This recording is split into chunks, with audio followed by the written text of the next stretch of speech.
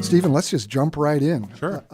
I know what's near and dear to you is helping people to make the right decisions in the real estate market. And my experience in this business is you have to have the right agent. You have to have the right consultant.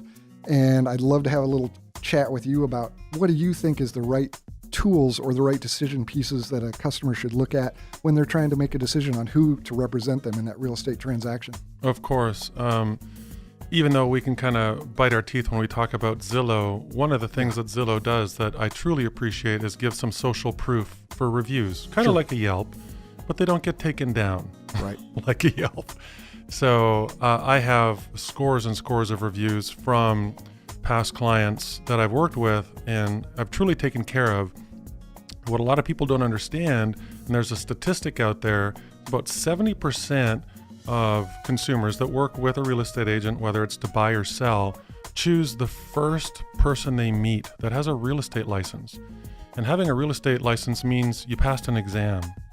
Right. And exactly. I think in your career, you understand what that means. You can pass the test, but do you know how to actually work with people and consult them through one of the most expensive processes they'll ever go through? Right. And I see so many customers that just jump to their brother-in-law or sister-in-law or cousin who happens to be a realtor who perhaps hasn't sold many homes.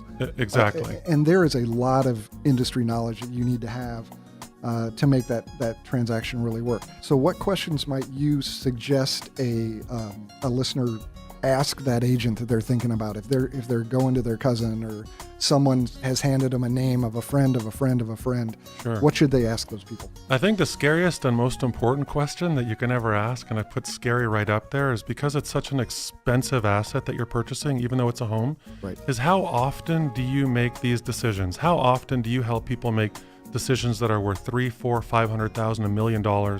Because again, yeah, you're going to live in the house, but the reality is, how do you go through the purchasing? What does all of the upfront expenses look like?